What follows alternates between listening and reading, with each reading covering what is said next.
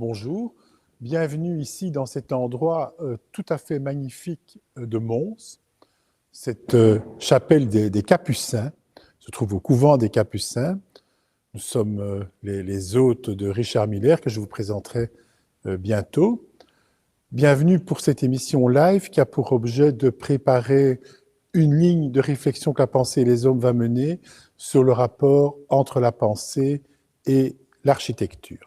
Alors, avant de présenter nos invités, je vais quand même attirer votre attention sur un livre qui vient de paraître maintenant, conjointement entre les éditions de la pensée et les hommes et les éditions du CEP, ici même à Mons, Œillères rouges de Hervé Asquin, un livre décapant. Venez vers nous, lisez-le, vous ne le regretterez pas. Un autre livre de la pensée et les hommes, une publication dans notre revue qui recoupe indirectement notre thématique d'aujourd'hui, Homo Faber et l'avenir du travail. Je vous invite à découvrir nos revues, je vous invite à venir vers nous pour voir ce que nous travaillons au quotidien, une thématique qui d'ailleurs souvent est assez proche de ce que nous allons faire aujourd'hui, ici, dans ce magnifique endroit. Alors, je vais présenter les trois invités de cette table ronde. Richard Miller, bon, il n'est plus tellement à présenter, hein, c'est un philosophe, c'est aussi un homme politique qui a appartenu au mouvement libéral et qui est bien connu en Belgique. Avant tout, c'est celui qui anime ici cet espace qui est à la fois un espace éditorial, les éditions du CEP, mais aussi un espace d'exposition, ici même au Capucin, en permanence. Il va y revenir tout à l'heure. Je lui donnerai la parole pour présenter quelques œuvres qui sont autour de nous. Alexandre de Charneux, alors on a un certain lien, d'aucuns m'accuseront de népotisme. Bon, il n'est pas vraiment là pour ça. Il est dans la fédération compagnonique. Il nous expliquera ce que c'est le compagnonnage. Il est là ici, ayant fait le tour de France, pour nous expliquer le rapport entre la pensée, la main, comment l'architecture donne à penser quand on travaille véritablement dans des lieux qui sont inspirés de ce point de vue. Enfin, je me tourne vers quelqu'un qui est un peu le régional de l'étape, hein, professeur université de Mons-Hainaut, et évidemment professeur ingénieur civil spécialisé dans le domaine de l'architecture, Alain Sab. Un grand merci à Alain d'avoir fait le trajet pour venir jusque nous. C'est à Ville où tu enseignes, mais ce n'est pas ici que tu es présent. D'ordinaire, c'est un long chemin pour venir jusqu'ici, un samedi matin. Merci à vous d'être là. Alors, c'est un peu une rencontre entre amis. Je vais vous demander à chacun de vous présenter. Je me tourne d'abord vers Richard, qui est notre hôte. Oui, merci beaucoup. Je te remercie, Baudouin de Charneux. Je suis très heureux de vous accueillir et d'accueillir la pensée des hommes dans ce lieu qui est un édifice qui date déjà de quelques siècles, hein, mais qui a été entièrement restauré. Notamment par Madame Roulans qui s'occupe d'entretenir tout ce patrimoine. C'est un ancien couvent, un couvent des Capucins, précédemment des Capucines d'ailleurs. Ah oui, oui, c'était d'abord des Capucines et puis c'est devenu je sais pas, il y a eu un changement de sexe et c'est devenu un couvent des Capucins. Alors, au cours de la restauration de ce bâtiment, de ce couvent, il a été prévu un espace d'exposition que nous avons appelé l'Atelier des Capucins et dans lequel, depuis un an à peu près, malheureusement il y a eu le Covid bien entendu, mais depuis un an, j'organise des expositions d'art, de sculpture, de peinture sur différents thèmes dont je reparlerai tout à l'heure. Pour l'instant, il y a une exposition qui concerne l'architecture, d'où le moment de se rencontrer et d'en parler avec vous. Oui, justement, dans cette exposition, nous avons des œuvres autour de nous. Quel est un peu son esprit ? Bien, j'essaie chaque fois de trouver aux expositions que j'ai organisées jusqu'à présent un thème, une thématique qui puisse rassembler des artistes venus d'horizons différents. Pour cette exposition qui est intitulée « Forme d'un lieu distant », j'ai réuni un artiste plasticien, Christian Israël, un sculpteur, Christian Claus, et une peintre, Véronique Loquet. toujours autour de cette thématique. Alors, je dirais peut-être quelques mots plus précis tout à l'heure d'une des toiles, peut-être que l'on voit derrière moi. On peut en parler maintenant. Ah, bien, comme, voilà, c'est un travail de Christian Israël. Vous voyez qu'il y a une forme architecturale qui rappelle ces sculptures. Hein, il travaille aussi la sculpture de cette façon. Vous avez 350 cases qui représentent les jours de l'année. C'est toute une année. L'artiste est né en 1961 et donc il travaille avec les chiffres 1, 9 et 6. Et si vous décomposez la structure architecturale qui est représentée, vous avez le 1, le 9, le 6 et le 1, 1961. Et pour marquer cette année, il choisit un événement, c'est l'année où Patrice Lumumba a été assassiné, et donc l'œuvre s'intitule Lumumba Killed. Donc c'est une démarche qui s'inscrit vraiment dans l'art contemporain. Une autre démarche, un autre type d'œuvre, ce sont des maisonnettes créées par le sculpteur Christian Claus, qui est un artiste ennuyé. Alors, ce qui est très particulier avec ces maisonnettes, c'est qu'en fait, toute la problématique qui est fondamentale au regard de l'architecture, qui est le rapport entre le dedans et le dehors, hein, c'est fondamental, on est dans une pièce, on est dans une maison, on n'est pas dans la pièce, on n'est pas dans la maison, donc tout ce rapport entre le dedans et le dehors se retrouve vraiment de façon très pointue, très aiguë dans ces maisonnettes, parce qu'on n'est pas dedans. Or, dans une maison, on est à l'intérieur. Avec les maisonnettes de Christian Claus, ce rapport du dedans et du dehors est magnifiquement mis en évidence. On a un peu l'impression d'être une sorte de Gulliver face à ces maisonnettes. Alors, une troisième, donc ce sont les peintures de Véronique Loquet. Elle a choisi de représenter des salles qui sont bien connues. Ce sont des salles du siège de l'ONU à New York, bâtiments, salles, enfin mobilier, etc., créés par Le Corbusier. Et à côté, vous avez c'est une photo qu'elle a peinte, enfin elle s'est inspirée d'une photo. C'est un des plus grands architectes du XXe siècle, vraiment quelqu'un qui a compté énormément. C'est Ivar Aalto, au moment de présenter les plans de la maison Louis-André. Alors, à Aalto, on pourrait en parler, on pourrait faire plusieurs colloques à son sujet et publier des livres Cher Baudouin. Et donc voilà, on tourne autour de l'architecture avec ces œuvres. Et en plus, le contraste est assez saisissant entre le lieu où nous sommes et cette architecture qui apparaît. Alors, je me tourne vers Alain. Quand vous voyez des œuvres de ce type, vous qui êtes quand même spécialisé dans les matériaux, hein, ingénieur, c'est quand même... Les matériaux, c'est essentiel. Les formes, et en même temps, ce travail artistique, ça vous dit quoi? Ça me parle beaucoup parce que l'architecture n'étant rien d'autre finalement que notre vision du monde, elle nécessite toujours une recontextualisation et elle nous impose toujours de nous poser des questions tant vers notre histoire, vers la philosophie, vers les matériaux, vers également la manière de mettre tout cela en œuvre et en quelque sorte ces œuvres nous parlent beaucoup, notamment à travers aussi ces bâtiments et beaucoup vis-à-vis de ces sculptures qui sont de l'architecture aussi justement, puisqu'on est dans un lien de représentation architecturale, même si on n'est pas nécessairement dans un lien d'authenticité par rapport aux usages et aux matériaux, parce que l'architecture, avant tout, s'oriente vers les usagers, vers l'homme. Or ici, on est dans une représentation architecturale, ce qui est fort différent. Et donc, ce n'est pas la maquette. Parce que quand je vois ça, je peux me dire, tiens, c'est comme une sorte de maquette, et à partir de là, on va se projeter dans le réel. C'est une forme de maquette, certes, mais on peut justement partir dans toute une série de rêves par rapport à ce que cette architecture, ces intérieurs peuvent éventuellement nous révéler. Il y manque quand même par rapport à l'architecture toute la matérialité, la mise en œuvre et le savoir-faire des artisans. On est ici dans une représentation d'un artiste, mais c'est fort différent de ce que la matière peut nous induire à à construire. Je pense par exemple à un architecte suisse qui est Peter Zumthor, qui, par rapport à chacun de ses projets, travaille avec des matériaux différents et réinvente systématiquement une nouvelle architecture, puisque la matière, le matériau lui parle, tant en termes d'usage qu'en termes de mise en œuvre.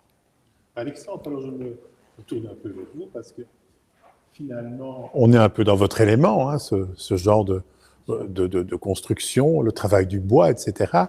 En même temps, les compagnons, les maquettes, ça les connaît. Je pense même que vous appelez ça des chefs-d'œuvre quelquefois quand vous arrivez au bout du parcours. Alors, ça évoque quoi? Parce que c'est pas le chef-d'œuvre du compagnon du tout, ça, l'art tel qu'on le voit là. Alors, petite correction, nous appelons entre nous maquettes, c'est le grand public qui appelle, on va dire, chefs-d'œuvre, les maquettes dites de réception. Comment dire, dans l'esprit, on va dire, du compagnonnage, c'est d'amener un projet de A à Z, on va dire, en passant par plusieurs étapes. C'est-à-dire, d'abord, on a l'esquisse, ensuite la réalisation, la fabrication, et quand on voit des œuvres d'artistes, on se dit qu'ils sont passés par toutes ces étapes-là aussi. C'est le produit fini qu'il a imaginé, qu'il a pensé, qu'il a réalisé, et c'est un peu notre esprit aussi. Donc il y aura un rapprochement. Parce que, bon, moi ce que j'ai cru comprendre quand j'ai visité par exemple le musée compagnonique de Tours, quand on voit ces magnifiques chefs-d'œuvre, bon, j'ai cru comprendre qu'on recherche là une complexité, tant sur le plan intellectuel, donc qui est le rapport mathématique, etc., géométrique, mais aussi sur le plan de la maîtrise, du travail de la main. Est-ce que ce type de complexité et de maîtrise, on le retrouve aussi, selon vous, dans le travail artistique, un travail comme celui-là? Je pense que tout artiste ou tout ouvrier commence d'abord par avoir des esquisses, des projets. Et au fur et à mesure où il mène son projet à bien, il va affûter ses idées. C'est-à-dire que d'abord, il va mettre sa pensée sur papier en faisant un croquis. Ensuite, il va réagir par rapport à ce qu'il a fait en disant non, je préfère pas comme ça, je préfère plus autrement. Et il va commencer à faire des plans.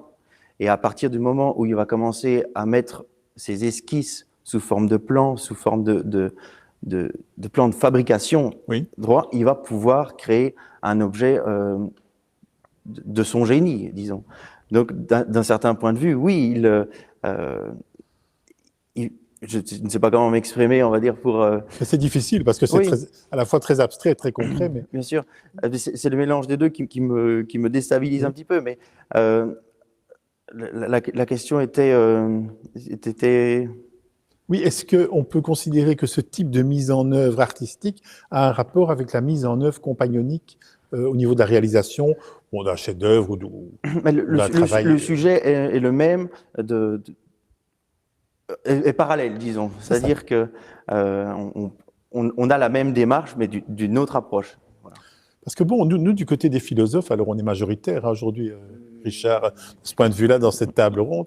Alors du côté des philosophes, on connaît ça. Parce que, par exemple, c'était complètement oublié aujourd'hui, les grands rhéteurs de l'Antiquité, bon, ils prenaient la parole, et ils prenaient la parole devant des espaces importants où l'art oratoire était vraiment décisif pour faire passer le message. Pas de notes, pas de livres, rien du tout. Je me lève, il faut convaincre une assemblée, et il y aura après un vote.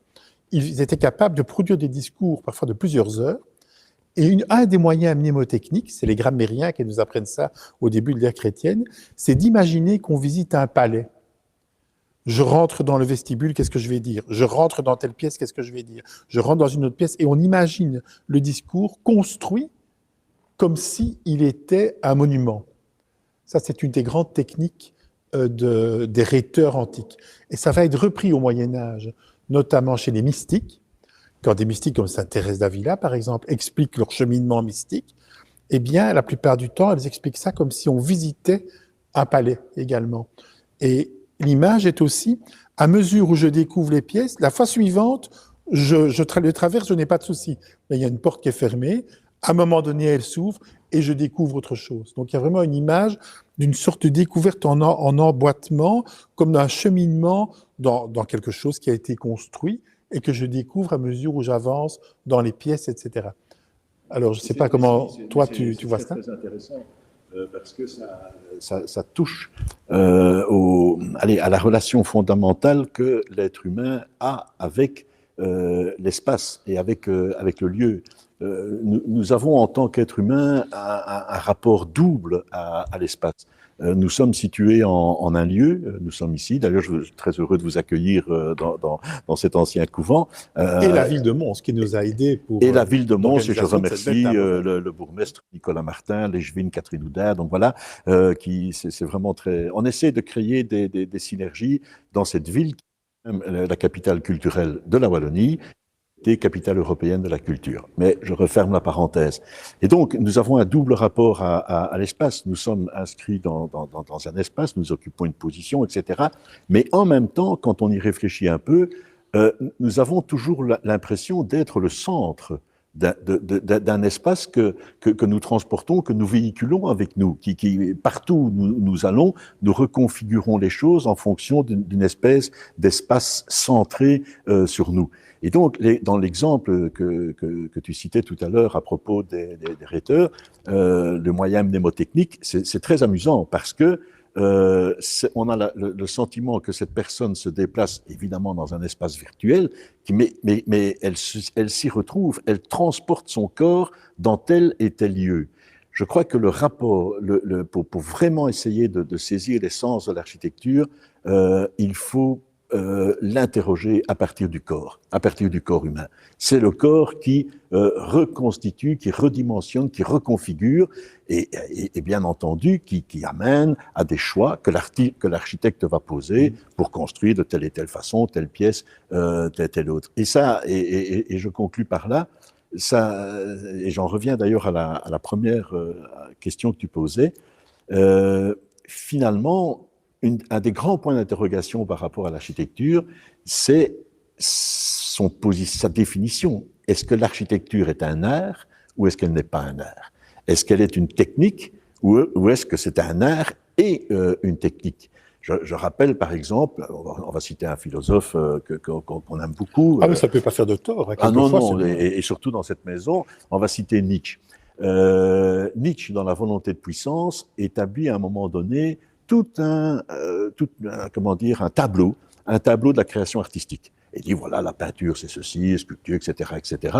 Et alors, il termine en disant, mais où placer l'architecture? L'architecture, est-ce qu'elle est l'art fondamental qui englobe toutes les autres formes d'art? Ça, c'était la position de celui qui a créé le Bauhaus.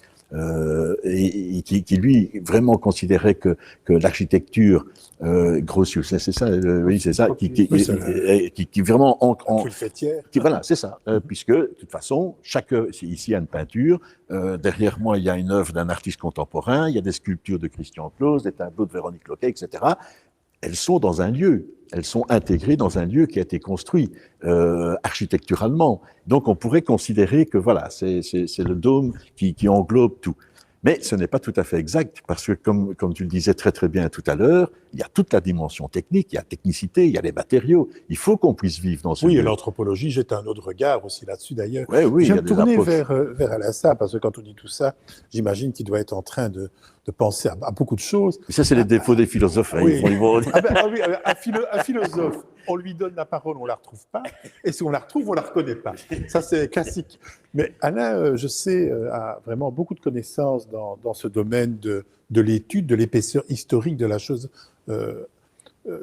architecturale. Et je dirais, tout ce qui vient d'être dit, ça rappelle les Grecs, l'échelle de l'homme, ça rappelle le Moyen-Âge, le maître architecte, tout ça. Enfin, l'architecture d'aujourd'hui, Alain Sable, ça n'a plus rien à voir avec ça. Moi, quand je me promène et que je vois des petits blocs avec des clôtures autour, ou bien quand je vois ces espèces de bâtiments gris qu'on est en train de construire partout et qui ressemblent presque à des bunkers sur le mur de l'Atlantique, quel est votre regard, vous, en tant qu'enseignant dans des sections architecturales, sur ce qui est en train d'arriver? Alors, c'est mon côté vieux réactionnaire. On reproche parfois ça à la pensée des hommes, hein. Des émissions de messieurs un peu réactionnaires, etc. Bon, très bien, j'assume. Mais moi, personnellement, l'idée, là, je la vois plus tellement, à part la fonctionnalité. Quel est votre point de vue? C'est vrai qu'il y a eu toute une évolution au cours de l'histoire et de l'architecture et de l'urbanisme et des techniques aussi, puisque en fait les techniques, toutes les théories qu'on connaît aujourd'hui sur l'architecture ne sont rien d'autre finalement que le résultat d'une évolution de recherche d'essais-erreurs, puisque avant on se permettait des essais-erreurs, qu'aujourd'hui on se permet certainement moins, et malheureusement il y a beaucoup d'erreurs qui se construisent. Au niveau, je vais revenir à la question, mais je voulais quand même intervenir au Non, il n'y niveau a de pas que les l'art. philosophes qui peuvent faire des détours. Hein. Même les ingénieurs peuvent. Parce que c'est vrai qu'en début de carrière, moi, j'ai pas commencé ma carrière à l'université, j'ai pas eu un parcours académique depuis le départ, et donc moi, j'ai eu la chance de travailler pendant une vingtaine d'années dans des grands bureaux d'architecture, et en tout début de carrière, j'ai été associé pendant une dizaine d'années à Charles van den Hove, qui était un des grands architectes du XXe siècle. Et c'est vrai qu'on a toujours une grande réflexion sur l'ensemble des matières artistiques, et qu'avec Charles van den Hove, on a toujours intégré et inséré de l'art dans les divers projets. Et ainsi, l'hôpital du Sartillement, sur lequel on a travaillé, on a fait venir des artistes, et ils ont systématiquement créé des œuvres spécifiques pour le lieu dans lequel ils devaient s'insérer. Il y a un travail sur l'élévation, d'ailleurs, aussi, qui est très important, à flanc de montagne. Oui, notamment hors château. Il y a Anne et Patrick Poirier qui, lors d'un retour de leur voyage en Amérique du Sud, sont revenus avec un superbe projet Tikal qu'on retrouve en hors château. Mais l'art a toujours fait partie de l'architecture au cours de l'histoire. Et en fait, il a disparu vers le 19e siècle, puisque avant même nos églises étaient décorées, étaient peintes. Il y avait très peu de matériaux naturels, même dans nos villes. La brique naturelle telle qu'on la connaît aujourd'hui, avant le 19e siècle, la plupart de nos murs étaient enduits. Et on a déshabillé, on a voulu revenir à toute une série de matériaux naturels. On a décapé plein de façades, et il suffit, en se promenant notamment dans la ville de Mons, on remarquera directement que plein de pierres sont bouchardées, il y a plein de coups dans les pierres. C'était pour permettre un meilleur accrochage de l'enduit sur la pierre. Mais l'ensemble de nos villes était un décor. Il y a certaines régions de France encore où on retrouve des véritables perspectives, des véritables peintures au niveau des façades. Et il y a toujours eu un lien entre l'architecture et l'art. Alors, ce qu'est l'architecture, c'est vrai, c'est assez difficile en tout cas de se positionner, mais il y a une notion dans l'architecture qu'on retrouve pour ainsi dire nulle part ailleurs, c'est qu'elle est destinée à des usages et à des usagers. Et que nécessairement, faire une architecture qui ne réponde pas correctement et aux usagers et aux usages pour lesquels elle doit être construite, c'est un échec, c'est une erreur. Donc, ma proposition tout à l'heure, un peu ironique sur le fonctionnalisme, ne tient pas. Il faut qu'il y ait une dimension fonctionnelle. Alors, il y a une dimension fonctionnelle, mais il n'y a pas que celle-là. Et malheureusement, notamment l'urbanisme du début du XXe siècle a orienté toute la ville vers une ville fonctionnelle. On en a oublié toute la dimension poétique, la dimension esthétique, même si, de fait, quelqu'un comme Le Corbusier, au sein des SIAM, a beaucoup œuvré pour toute une recherche, tant au niveau urbanistique qu'au niveau de l'habitat. Et il suffit de voir les constructions du début du XXe siècle à comparer avec les lotissements qu'on construit aujourd'hui. Il n'y a pas de commune mesure. Il y avait une grande qualité dans ce que Le Corbusier a construit. Et dans ce qu'on construit aujourd'hui, malheureusement, dans nos lotissements, on en a transformé la maison en un objet commercial. C'est un objet qui n'est plus une machine à habiter comme Le Corbusier le voyait. Mais toute la théorie urbanistique de Le Corbusier a toujours été très mal appliquée. lui-même, d'ailleurs, n'a pas très bien appliqué non plus ces éléments au niveau urbanistique.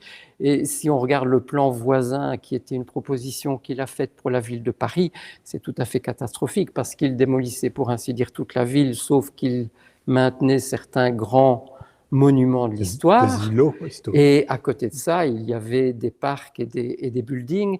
Heureusement qu'on n'a pas suivi Le Corbusier pour ce genre de plan. Une implication quand même très importante.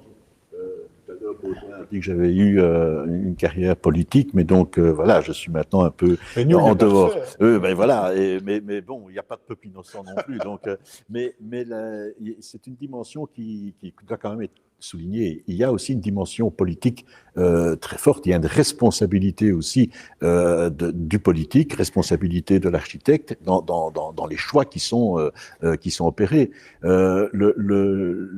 Lorsque, par exemple, vous avez évoqué des œuvres d'art intégrées dans des bâtiments, le politique, à mon sens, devrait aider beaucoup plus. Il y a des moyens de défiscaliser, il y a moyen d'aider à l'intégration des œuvres. Parfois, il y a un infléchissement. Il y a un infléchissement qui peut se...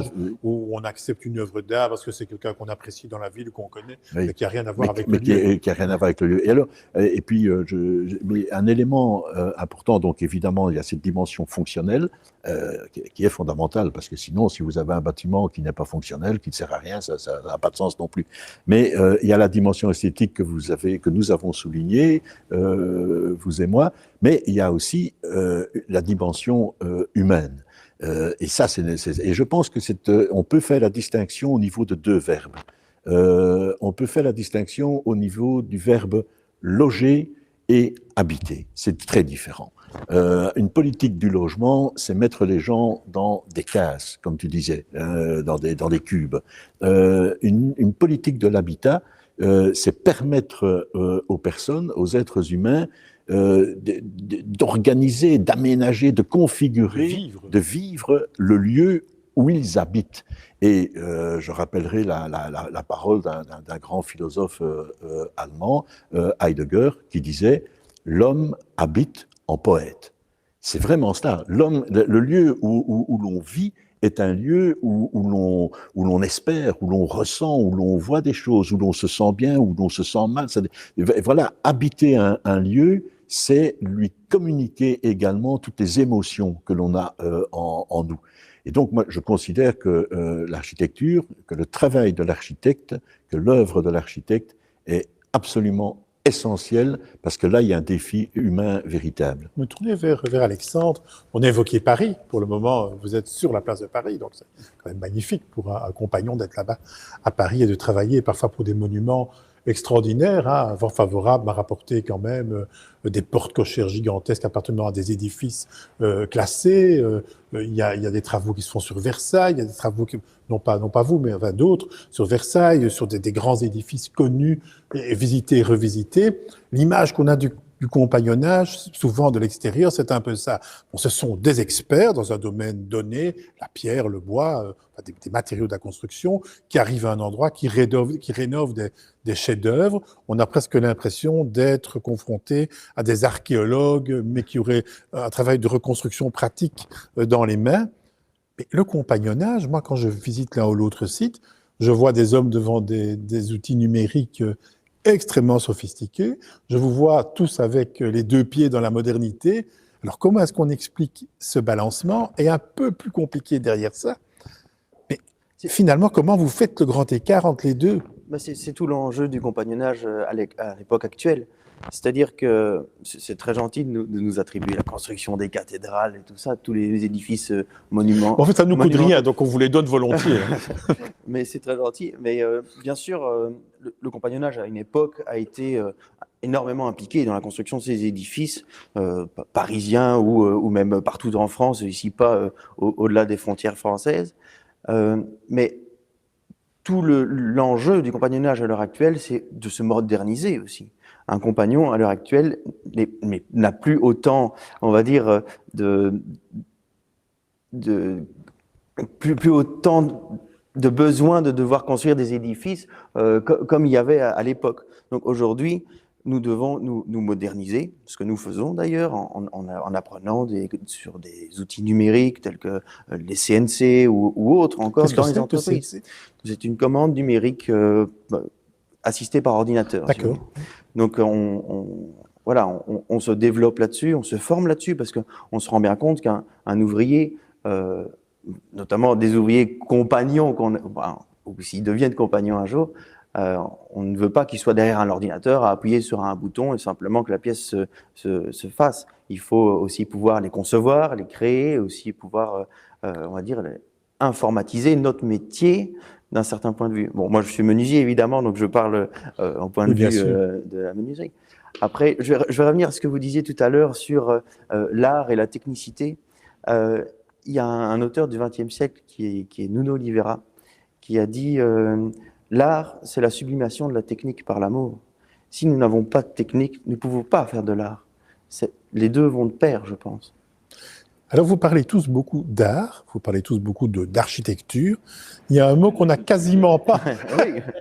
Oui, c'est bien, mais je vais peut-être parler d'autre chose. Non, je pense que il y a un mot qui vient pas, et ça, je suis étonné. Vous connaissant quand même tous les trois. Alors, on cite tout le temps du vous au tu dans cette émission parce qu'on se connaît tellement bien qu'on ne sait pas s'empêcher de revenir vers le tu, ce qui n'est jamais le code de la pensée et les hommes, pour que nous soyons tous ensemble et pas uniquement une petite coterie.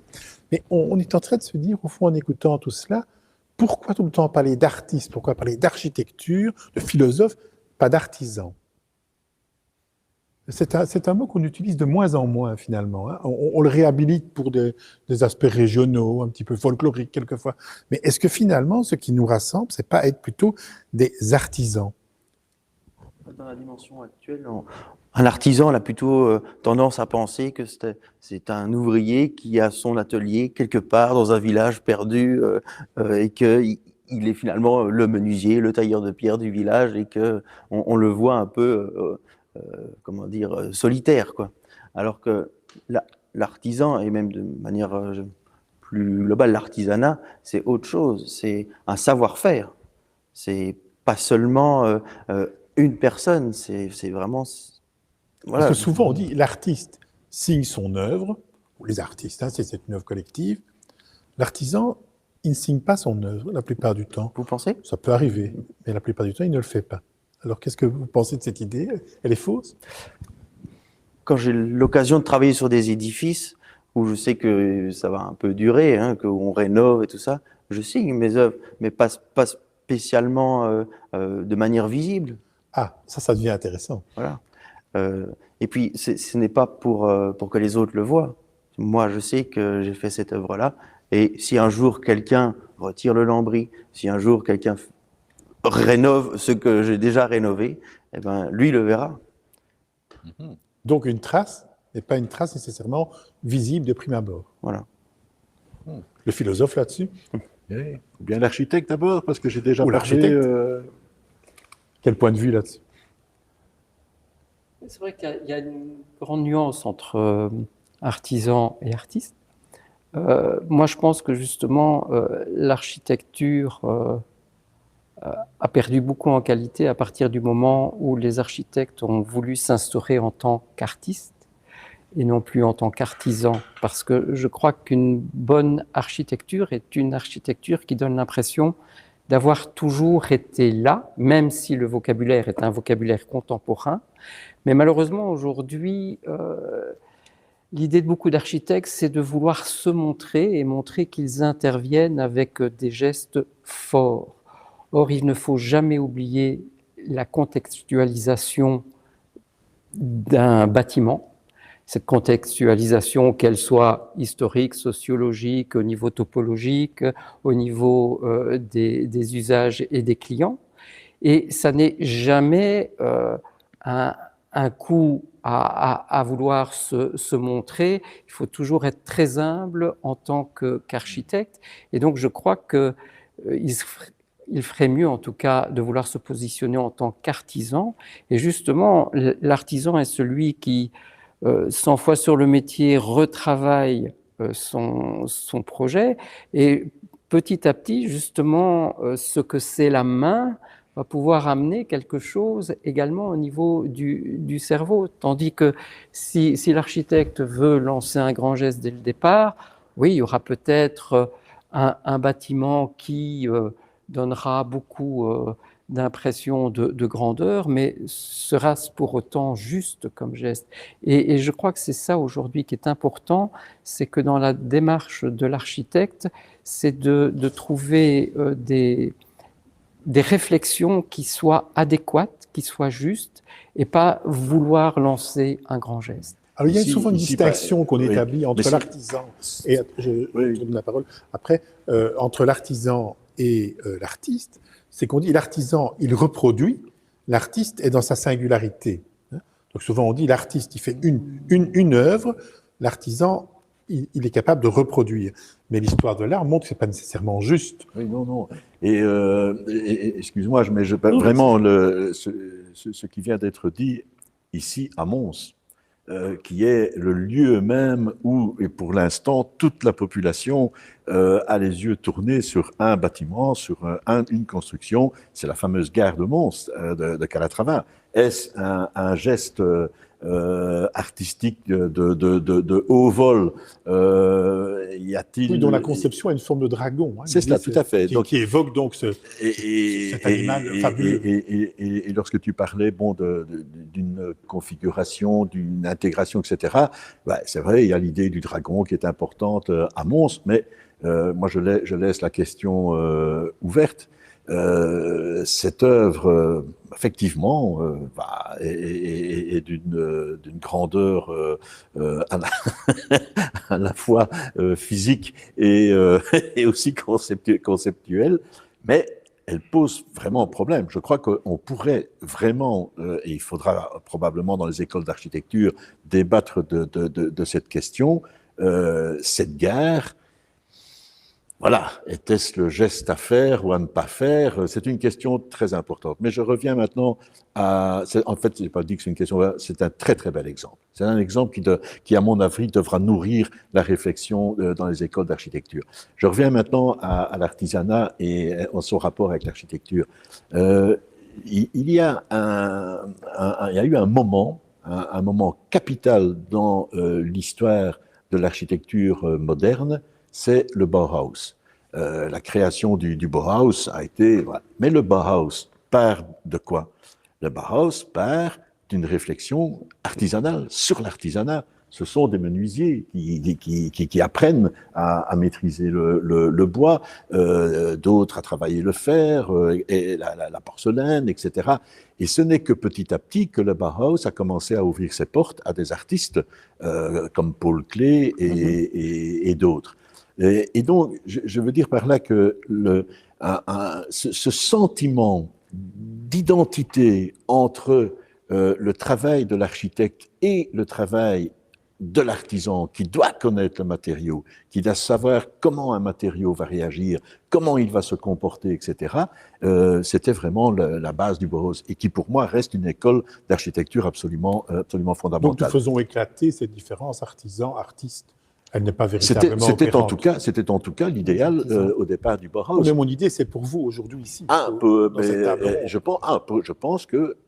pense que tu as raison lorsque tu dis que il faudrait vraiment que l'architecte doit avoir en lui cette réflexion, cette intention, cette intentionnalité de travailler d'un niveau artisanal. Et il faut bien reconnaître que beaucoup d'architectes, lorsqu'ils ont la chance, lorsqu'ils ont la possibilité de créer leur œuvre, vraiment, la maison de leurs rêves, là où il y a des exemples très, très, très célèbres, notamment de Aalto. Ils créent aussi le mobilier, hein. Ils dessinent le mobilier, ils le créent, il y a de l'aménagement, donc c'est important. Alain ? Oui, je suis tout à fait d'accord. Je voudrais simplement ajouter également une chose, c'est que, en fait, un architecte ne construit jamais un bâtiment seul. Et malheureusement, on parle beaucoup trop souvent de l'architecte, j'ai fait ceci, j'ai fait cela. Ça n'est pas possible de construire un bâtiment sans tous les artisans. Et il faudrait justement que les architectes aient davantage de connaissances techniques d'une part, et qu'ils puissent, me semble-t-il, discuter également avec les artisans avec lesquels le bâtiment va se construire avant de vraiment le concevoir globalement dans ses détails. Parce qu'avant, qu'est-ce qui se passait en fait au moment du compagnonnage? C'est que l'architecte traçait les grandes lignes du bâtiment et les compagnons allaient dans le détail parce qu'il y avait une compréhension globale. Oui, avec une élévation par plan d'ailleurs. Hein. Tout à Ce fait. n'était pas une élévation qui partait d'un point de vue holistique ou global, mais qui partait par étage. Et il y avait une grande confiance et une complémentarité entre l'architecte et les artisans, ce qui se perd complètement aujourd'hui dans justement cette notion, et c'est l'Académie française au niveau de la formation des architectes qui a vraiment voulu à un certain moment aller vers des grands dessins, des grands gestes, en perdant toute la notion de la connaissance technique. Or, c'est complémentaire et c'est fondamental. On ne peut absolument pas construire sans artisans. Alors Alexandre, quelqu'un qui est sur le tour maintenant, qui est jeune, qui termine, qui a vu pas mal de choses hein, en quelques années. Comment est-ce que vous voyez l'évolution possible de cette rencontre entre les hommes du savoir-faire, les femmes, bien sûr, les hommes, c'est au sens général du savoir-faire, et ce monde davantage conceptuel. Est-ce qu'il y a encore une rencontre qui est possible? Est-ce qu'on sent qu'il y a toujours de grosses tensions? Est-ce que c'est un chantier qui est ouvert? Je pense qu'il y a des tensions, c'est sûr, hein, entre les artisans, les architectes, voilà. Il y a des tensions, mais tout est possible, disons. Nous sommes à mesure de tout. Hein. Donc, quand vous parliez tout à l'heure de rapprochement entre l'artisan et l'architecte, mais c'est primordial. Parce que un architecte est le chef d'orchestre, on va dire, de la construction. Il connaît énormément de choses sur le bâtiment, mais pas spécialement toutes les spécificités que celui-là engendre. Et même la créativité que ceux qui sont spécialisés peuvent amener dans le projet. Bien sûr, par exemple. Et les matériaux sont terriblement importants. Et ici, en Hainaut, on a toute une connaissance historique de la pierre, de la pierre bleue, de l'utilisation, etc. Et donc, arriver à avoir cette alliance entre l'architecte ou l'architecture et la dimension artisanale reste un acquis essentiel pour une région aussi. Il y a aussi cette dimension-là. Voilà, moi, on ne peut que regretter que on ne se tourne plus assez vers les possibilités, les potentialités naturelles d'un lieu, de région, notamment comme la nôtre, mais ça vaut pour n'importe quelle région en Europe.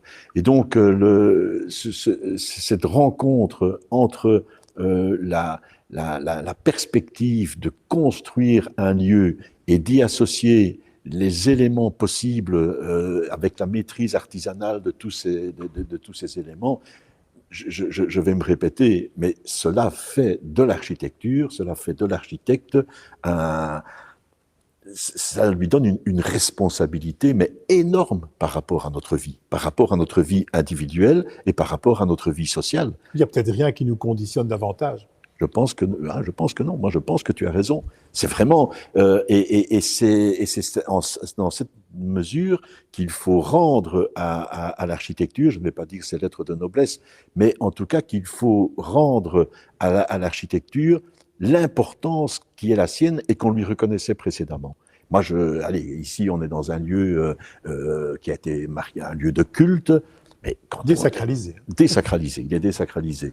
Quelqu'un m'a dit, un ouvrier qui m'aidait ici quand il s'est installé, a dit on a mis Dieu sur un diable et on l'a transporté dehors. Voilà, petite image. L'image devrait séduire ceux qui seraient étonnés de voir la pensée les hommes en direct dans une chapelle. C'est du jamais vu. C'est du jamais vu. Mais je voulais dire par là, peut-on prendre la pleine mesure de ce que cela a représenté dans l'évolution d'une région, d'un pays, d'un État, que tout ce travail qui a été réalisé pour la construction des bâtiments religieux. Allez, les cathédrales, les collégiales comme à Mons, les couvents, etc.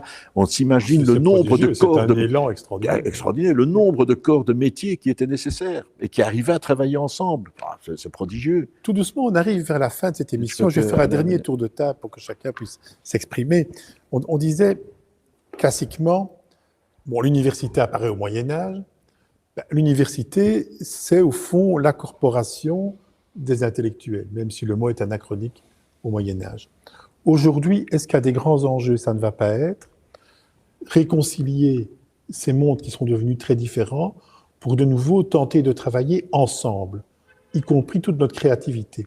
Alors, je fais un dernier tour de table, vous rebondissez ou pas sur cette question, ou vous ajoutez quelque chose qui vous a interpellé pendant le débat.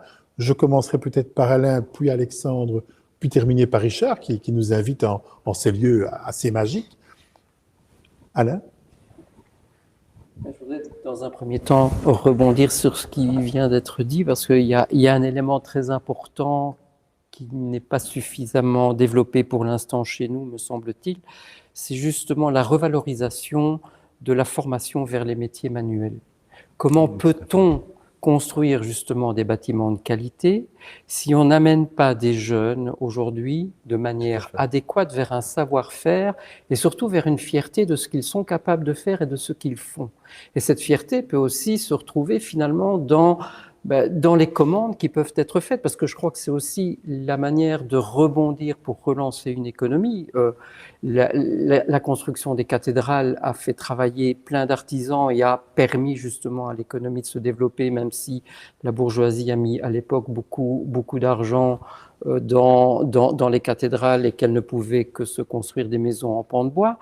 Mais je crois vraiment que c'est quelque chose qui manque absolument. Aujourd'hui, nos jeunes qui s'orientent vers les métiers manuels le font non pas par véritable choix, mais finalement par élimination de ce qu'ils ne peuvent pas faire. Beaucoup en tout cas. Beaucoup, oui. Et la manière dont cette formation est donnée, moi, je pense qu'elle n'est pas suffisante. J'ai justement l'occasion dans le cadre de ma formation, puisque principalement je donne des cours de technique de l'architecture, et j'ai amené mes étudiants ingénieurs architectes dans une école secondaire technique de maçonnerie, où avec les élèves maçons, mes étudiants conçoivent un détail et réalisent avec eux sur place un détail, un coin de construction tel qu'on devrait le faire sur un véritable chantier. Et je crois que ces échanges humains, cette compréhension, apprendre justement à connaître les difficultés de l'autre, apprendre de l'autre également, c'est quelque chose de tout à fait fondamental. Et je crois que c'est un des grands enjeux de demain, justement, c'est de redonner ce savoir-faire, parce que tous ces savoir-faire font partie de notre patrimoine et on le perd considérablement pour l'instant. Il n'y a pas que les bâtiments qui sont du patrimoine. Et au Japon, par exemple, ce qui est plus fondamental, c'est le savoir-faire plus que le bâtiment lui-même, raison pour laquelle les pagodes se reconstruisent systématiquement sur base des savoir-faire antiques. Et je crois que c'est quelque chose qui est tout à fait à revaloriser chez nous. Ça peut nous inspirer grandement. Oui. Moi, je terminerai par une phrase qu'on aime bien chez les compagnons, c'est l'homme pense parce qu'il a une main. Et qu'on ait une plume, un marteau, un ciseau à bois au bout de cette main, si on ne sait pas comment l'utiliser, évidemment, on ne peut pas être libre par nos métiers, disons, et créer simplement les chefs-d'œuvre de nos génies, quoi. Donc moi je suis totalement d'accord, hein, et je trouve que ça vient d'être dit de deux façons différentes. L'enseignement technique, c'est l'enseignement de l'intelligence de la main, et vraiment ça mérite d'être développé. Alors je terminerai peut-être par en ouvrant une autre porte qui mènera peut-être la réflexion à se poursuivre. C'est que aujourd'hui le digital, c'est amusant d'ailleurs, on est passé de la main au doigt, au digital. La digitalisation de tout entraîne aussi des conséquences pour la construction architecturale. il y a des techniques nouvelles qui apparaissent et des technologies extraordinaires qui doivent aussi être intégrées au travail de l'architecte. Je pense par exemple à des maisons intelligentes, à des, je sais pas moi, à des façons, oui, la robotique, et la domotique, pardon, et la façon aussi, par exemple, il y a des bactéries intelligentes qui nettoient les façades, qui nettoient les matériaux. Enfin, toutes ces choses-là font aussi partie de cet apprentissage. Mais on se rend bien compte que on s'éloigne de cette dimension humaine qui a été souvent rappelée ici. Alors je ne dis pas que tout cet univers technologique qui s'ouvre devant nous sera un univers forcément déshumanisé, mais il y a quand même, mais il faut quand même y être attentif. Il y a un enjeu. Il y a un enjeu, un véritable enjeu. Eh bien voilà, tout doucement, nous arrivons au terme de cette émission. La pensée et les hommes dans une chapelle, on aura tout vu. J'espère quand même que ce lieu vous plaît. La pensée et les hommes qui vient à la rencontre d'une exposition. L'exposition dure jusqu'au 7 mars. L'exposition des œuvres de Christian Claus, de Christian Israël et de Véronique Loquet. Donc, Espace des Capucins, oui, sur rendez-vous. Non, le week-end, il faut simplement que la personne prévienne de sa venue, étant donné les mesures anti-Covid. C'est ça, exactement comme nous l'avons fait ici en distanciel. C'est ouvert à tout le monde. D'accord. Donc, possibilité de visiter cette exposition. Et j'aime bien l'idée que la maison d'édition, le CEP, travaille avec cet espace d'exposition, parce que de nouveau, là, on est vraiment dans quelque chose de précieux sur le plan de la combinatoire. Je vous remercie vraiment beaucoup d'avoir assisté à ce débat qui lance une réflexion que la pensée et les hommes va mener. Et dès que nous serons sortis de cette période un peu sinistre de la Covid, nous allons essayer de déployer cet axe de réflexion, le rapport entre la main et l'esprit, quelque chose qui a appelé aussi à nous amener à dépasser nos clivages, à penser à soi, bien sûr, mais avec l'autre, au travers des autres, de façon combinée, ce qui est au fond la spécificité de l'être humain, ce qui est à quoi la pensée et les hommes est le plus attaché. Venez vers nous, amenez vos idées, donnez vos suggestions. Ceci est un débat qui vise à être entretenu avec tous, toutes. Malheureusement, pour le moment, nous ne pouvons pas le faire, comme on le dit horriblement, en présentiel, mais de cœur, nous sommes ensemble. À tout bientôt.